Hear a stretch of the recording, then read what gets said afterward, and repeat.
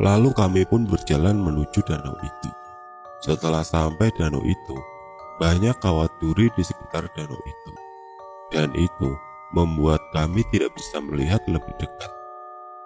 "Lah, Dik, kok jadi begini ya?" ucap ayah. "Iya, Sur. Soalnya udah dibeli buat proyek besar katanya," ucap Om Aldi. Ayah tidak tinggal diam dan mencari cara agar bisa melihat danau itu dari jauh. Dan setelah lama mencari celah, ternyata ada pintu yang mengarah menuju ke dalam danau itu. Kami pun masuk ke dalam danau itu. "Wah, udah beda banget," ucap ayah. "Iyalah Surya, lo udah pergi bertahun-tahun lamanya," ucap Om Aldi. Melihat mereka yang sedang bernostalgia, Kak Abdul sepertinya mulai bosan dan memaksa ayah untuk cepat kembali ke rumah. Namun sepertinya ayah tidak menghiraukannya. Dan dari kejauhan, aku melihat perahu yang berukuran tidak terlalu besar. "Om Aldi, itu perahu boleh dinaikin gak?" tanyaku. "Aduh, jangan deh, bahaya," ucap Om Aldi. "Bahaya kenapa, Om?" tanyaku. "Ya, banyak orang yang tenggelam di sini. Om takutnya perahunya gak stabil," ucap Om Aldi. "Tenang aja Om, aku bisa berenang kok," ucap. "Aduh, tetap jangan ya, Om takut kenapa-napa." "Ya udah, jangan Fikri," ucap ayah. "Ayo kita pulang, udah mau maghrib," ucap Om Aldi. Kami pun kembali ke rumah dan bersiap-siap mandi dan salat maghrib.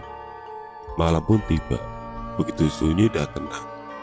Terdengar nyanyian jangkrik yang membuat malam begitu ramai. Kulihat Kak Abdul tidur dengan cepatnya, sedangkan ayah dan Om Aldi mengobrol di ruang tamu.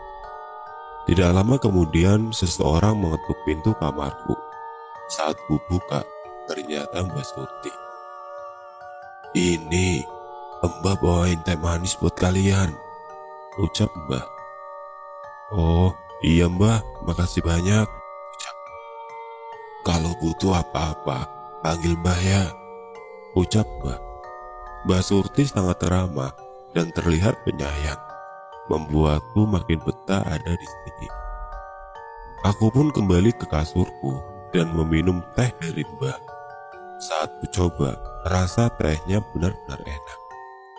Aku ingat tadi Om Aldi sempat bilang kalau teh miliknya dipetik langsung dari pohonnya. Mungkin itu alasan mengapa rasanya seenak ini. Aku pun mulai mengantuk dan mencoba untuk tidur. Suara jangkrik membuatku begitu tenang dan membuat tidurku jadi lebih nyenyak. Pagi pun tiba. Aku terbangun mendengar suara di dapur. Tidak lama Bunda masuk ke kamarku, memberitahuku untuk segera sholat subuh. Aku pun beranjak dari kasur dan menuju kamar mandi. Saat menuju kamar mandi, ternyata Mbah sedang memasak air menggunakan kayu bakar. Udah bangun. Mbah lagi bikin teh nih buat kalian sarapan," ucap Mbah. "Oh, iya Mbah, makasih ya," ucapku. Aku pun wudhu dan segera pergi sholat. Tadinya aku berniat untuk mandi pagi. Namun saat sentuh air, ternyata dinginnya benar-benar membuatku mengurungkan kemauanku untuk mandi. Setelah selesai, kami pun berkumpul di ruang tamu, menikmati teh hangat dan cemilan kampung yang enak sekali. "Betah nggak di sini?" tanya Om Aldi. "Iya Om, betah, enak." "Kalau Fikri pasti betah, kalau yang itu nggak tahu deh," ucap Bunda menunjuk ke Abdul. "Apaan sih Bunda?" ucap Kak Abdul. Kami semua menghabiskan waktu pagi untuk berbincang-bincang. Benar-benar quality time bersama keluarga. Aku merasa sangat bahagia. Lalu di siang hari, ayah dan Om Aldi berangkat menemui teman-temannya di kampung itu. Karena bosan, Kak Abdul mengajakku untuk jalan-jalan. "Fik, jalan-jalan yuk, suntuk gua." "Ya udah yuk," ucapku. Kami pun berjalan mengelilingi kampung, sampai akhirnya Kak Abdul merasa tidak ada yang menarik. "Fik, kita ke danau kemarin yuk, naik perahu," ucap Kak Abdul. "Enggak ah," kata Om Aldi, "jangan bego," ucap. "Cupu lu, kita kan bisa berenang bego," ucap kakak. Aku berpikir apa yang kakak katakan ada benarnya. Jika kendalanya hanya ada di tenggelam, itu bukan masalah untuk aku dan kakak, karena kami bisa berenang. Lalu kami pun pergi ke danau itu untuk menaiki perahu yang ada di sana. Sesampainya di danau itu, kami menuju ke perahu itu. "Kak, lu bisa dayungnya kan?" tanya. "Tenang aja, gue jagonya," ucap Kak Abdul. Kami pun menaiki perahunya dan mulai mendayung. Sebenarnya danau itu indah, namun mengapa danau ini harus dijadikan sebagai wilayah proyek? Kami terus mendayung, melihat pemandangan di danau itu. Aku pun menyentuh air di danau itu. Entah kenapa, airnya sangat berlendir dan kotor. Aku menyayangkan danau seindah ini akan segera hilang. Setelah sekian lama mendayung perahu, kami mulai tidak stabil. "Kak, kenapa ini?" tanya. "Gak stabil, Fik. Kita balik aja ya ke tepi danau," ucap Kak Abdul. "Ya udah cepet, gua gak mau basah," ucapku.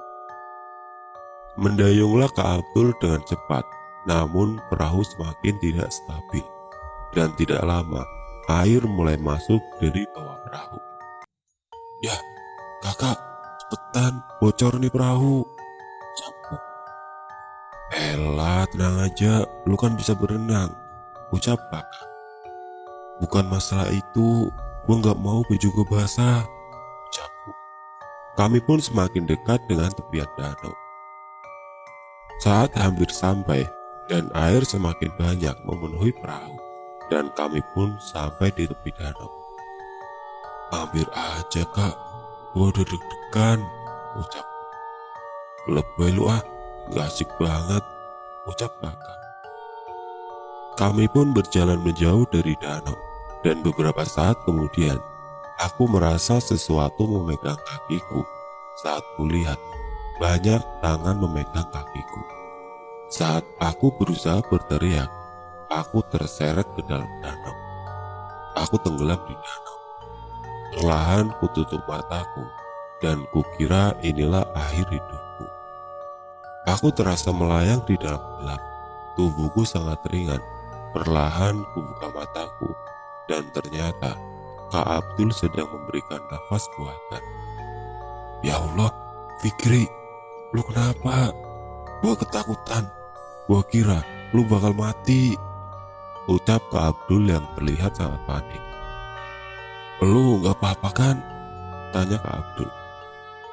"Iya kak, gua gak apa-apa," ucapku. Lalu Kak Abdul menggendongku untuk kembali ke rumah. "Fikri, bener kan lu gak apa-apa? Gue takut lu kenapa-napa," tanya Kak Abdul. "Iya kak, gue lemes doang," ucapku. "Nanti gue bilang ke ayah biar kita ke rumah sakit," ucap Kak Abdul. Sampailah kami di rumah, dan ada bunda dan embah di rumah karena ayah dan Om Aldi belum pulang. Saat melihat Kak Abdul menggendongku, bunda menuju ke arah kami. "Kenapa adik kamu, Dul?" tanya bunda. "Tadi jatuh di danau bun, tapi gak apa-apa," ucap Abdul. "Kamu itu gimana sih, Dul? Kok bisa adik kamu jatuh?" ucap bunda. "Abdul juga gak lihat bun, tiba-tiba udah jatuh aja," ucap kakak. "Fikri, kamu gak apa-apa kan sayang?" ucap bunda. "Gak apa-apa bun, cuma lemas doang," ucap. Lalu mbah menyuruhku untuk istirahat. "Ya udah, dibawa masuk dulu aja. Biarin dia istirahat, ucap Mbah.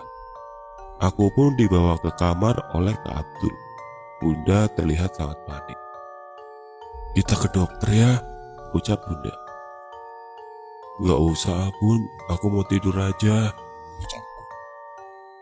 Tak lama ayah dan Om Aldi pulang dan Bunda pun menceritakan yang terjadi padaku. Ayah dan Om Aldi menuju ke kamarku.